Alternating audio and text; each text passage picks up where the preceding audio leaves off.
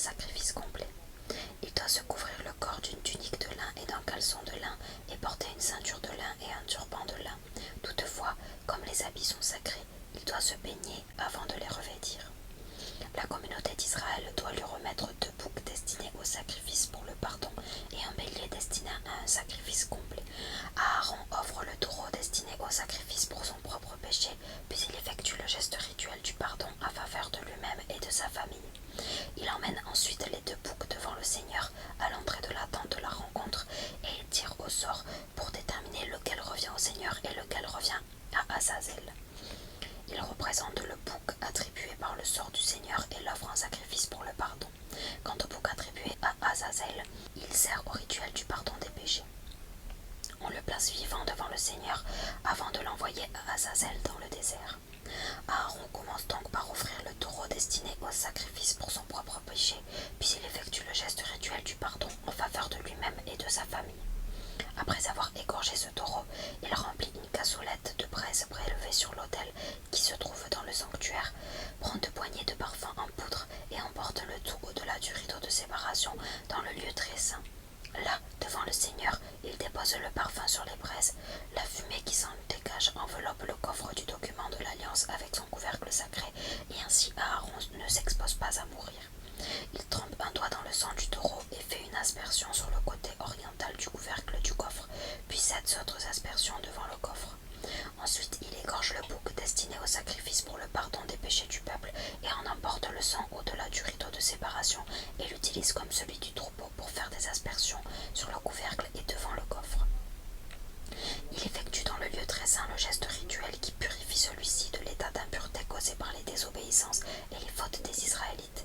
Puis il agit de la même façon dans le reste de la tente de la rencontre, car elle se dresse au milieu des gens impurs. Personne ne doit se trouver dans la tente à partir du moment où Aaron entre dans le lieu très saint pour la cérémonie de purification et jusqu'à ce qu'il en ressorte. Après qu'Aaron a effectué le geste rituel du pardon en faveur de lui-même, de sa famille et de l'ensemble d'Israël, il quitte la tente et s'avance vers l'autel situé devant elle. Il effectue sur celui-ci le geste rituel de la purification, puis il prend un peu de sang du taureau et du bouc et en dépose sur chacun des angles relevés de l'autel. Il trempe le doigt dans le sang et fait 7 aspersions sur l'autel. Il le purifie ainsi de l'état d'impureté causé par les péchés des Israélites et lui rend son caractère sacré.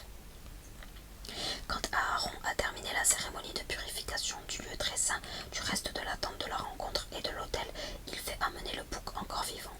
Il pose les 2 mains sur la tête de l'animal et énumère sur lui tous les péchés, désobéissances et fautes des Israélites pour en charger celui-ci. Ensuite, il l'envoie en plein désert sous la conduite d'un homme désigné à cet effet. Le bouc emporte ainsi tous les péchés d'Israël dans une contrée aride. Dès que le bouc a été envoyé dans le désert, Aaron regagne la tente de la rencontre où il ôte et dépose les vêtements de lin qu'il portait pour pénétrer dans le lieu très saint. Il prend un bain dans un endroit réservé au sanctuaire, revêt ses autres habits et va offrir les 2 sacrifices complets pour lui-même et pour le peuple. Après quoi il effectue le geste rituel du pardon des péchés en faveur de lui-même et du peuple, puis il brûle sur l'autel des morceaux gras des animaux offerts en sacrifice pour le pardon. L'homme qui a conduit au désert le bouc attribué à Azazel doit laver ses vêtements et prendre un bain avant de regagner le camp. Le taureau et le bouc offerts pour le pardon et dont le sang a été utilisé dans le sanctuaire pour la cérémonie de purification doivent être transportés hors du camp et l'on jette au feu leur peau, leur viande et leurs boyaux. L'homme qui s'en est occupé doit laver ses vêtements et prendre un bain avant de regagner le camp.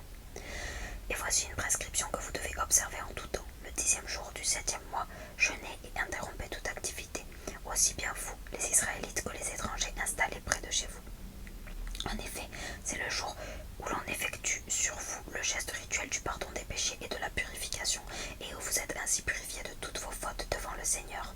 Vous devez en faire un jour de repos complet et de jeûne. Cette prescription est valable pour toujours. Plus tard, les gestes rituels du pardon et de la purification seront effectués par le prêtre qui aura été consacré par l'onction d'huile et installé pour succéder à son père comme grand prêtre. Il revêtira les habits sacrés de lin pour présider la cérémonie de purification du lieu très saint, de la tente de la rencontre et de l'autel, et la cérémonie du pardon en faveur des prêtres et de l'ensemble d'Israël. C'est une prescription valable en tout temps. Vous devez l'observer afin d'obtenir une fois par année le pardon de tous les péchés des Israélites. Aaron exécuta tous les ordres que le Seigneur avait donnés à Moïse. La sainteté d'Israël 17 à 27. Règles concernant le sang. 17. Le Seigneur dit à Moïse de communiquer les ordres suivants à Aaron, à ses fils et à tous les Israélites. Lorsqu'un Israélite veut abattre un bœuf, un mouton ou une chèvre dans le camp ou hors du camp, il doit d'abord amener cette bête à l'entrée de la tente de la rencontre pour la présenter en offrande au Seigneur devant sa demeure sacrée. S'il ne fait pas ça, il sera considéré comme coupable d'avoir répandu illégalement le sang d'un être vivant et il sera exclu du peuple d'Israël. Cette règle oblige les Israélites à ne plus abattre des animaux en pleine campagne, mais à les amener au prêtre à l'entrée de la tente pour les offrir au Seigneur en sacrifice de communion. Le prêtre asperge alors du sang de l'animal l'autel situé devant la tente, puis il brûle sur cet autel les morceaux gras dont le Seigneur apprécie la fumée odorante. Ainsi les Israélites cesseront d'offrir des sacrifices aux faux dieux représentés sous forme de boucs auxquels ils rendent un culte impudique. Cette prescription devra être observée en tout temps par toutes les générations d'Israélites. Quand un Israélite ou un étranger vivant parmi les Israélites veut offrir un sacrifice complet ou un autre sacrifice, il doit emmener l'animal à l'entrée de la tente de la rencontre pour l'offrir au Seigneur. S'il ne le fait pas, il sera exclu du peuple d'Israël. Si un Israélite ou un étranger vivant parmi les Israélites consomme du sang sous quelque forme que ce soit, le Seigneur interviendra contre lui et l'exclura du peuple d'Israël. C'est dans le sang que réside la vie d'une créature. Le Seigneur vous autorise à utiliser le sang sur l'autel pour obtenir le pardon en votre faveur. En effet, le sang permet d'obtenir le pardon parce qu'il est porteur de vie. Voilà pourquoi le Seigneur a déclaré aux Israélites: aucun d'entre vous et aucun étranger installé en Israël n'a le droit de consommer du sang. Si un Israélite ou un étranger vivant parmi les Israélites prend à la chasse un animal ou un oiseau dont on peut manger la viande, il en fera couler le sang sur le sol et le recouvrira de terre. En effet, tant qu'une créature est vivante, sa vie est dans son sang. C'est pourquoi le Seigneur a déclaré aux Israélites: vous ne consommerez le sang d'aucune créature, car la vie de toute créature réside dans son sang. Si quelqu'un en consomme, il sera exclu du peuple d'Israël.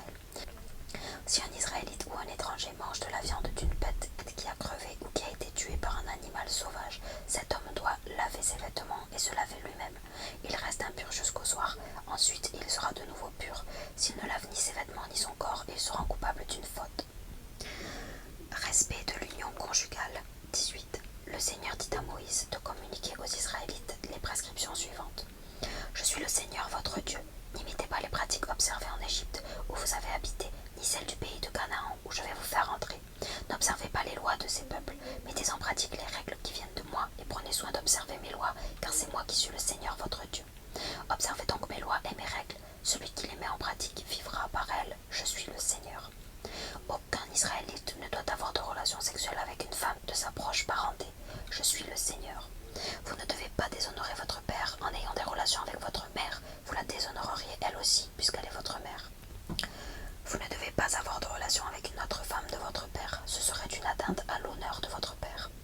Vous ne devez pas avoir de relation avec votre demi-sœur, fille de votre père ou votre mère, même si elle n'a pas été élevée dans le même foyer que vous. Vous ne devez pas avoir de relation avec votre petite fille, fille de votre fils ou de votre fille.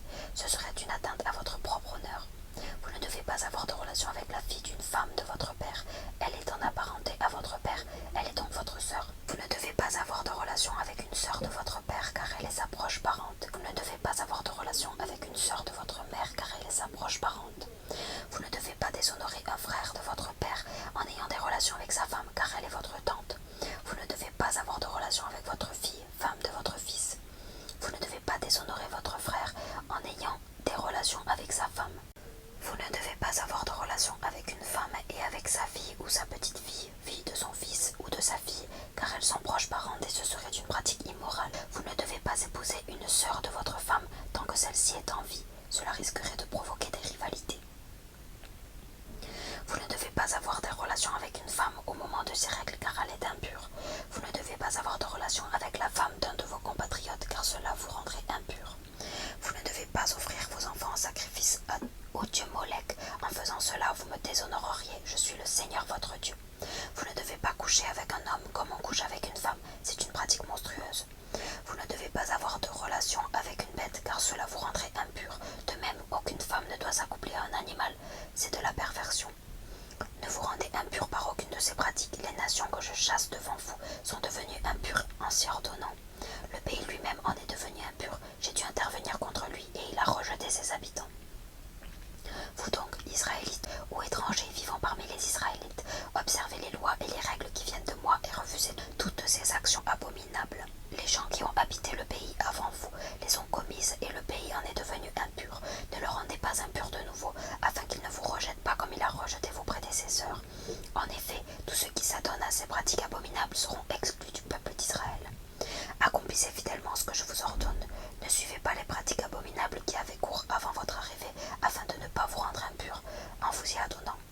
Seigneur